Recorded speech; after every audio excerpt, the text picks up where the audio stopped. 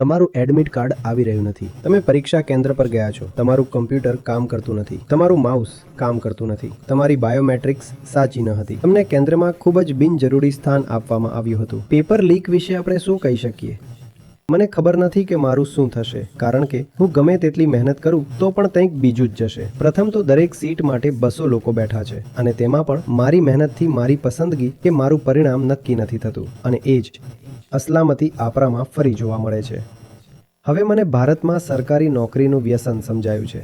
એક સારો સમાજ, એક સારું રાષ્ટ્ર અને પછી એક સારી દુનિયા તેના લોકોને ખાતરી આપીને બનાવવામાં આવે છે કે તમારી ક્ષમતાનો આદર કરવામાં આવશે. તેમને સ્પષ્ટ કહેવામાં આવે છે કે જુઓ, તમે જેટલી મહેનત કરી છે તેટલી મહેનત કરો, એનું ફળ તમને મળશે, અને જો તમે મહેનત નહીં કરી હોય તો તમને કશું જ નહીં મળે. અધોગામી સમાજની નિશાની એ છે કે જેમણે કશું કર્યું નથી તેમને પણ ઘણું મળી રહ્યું છે.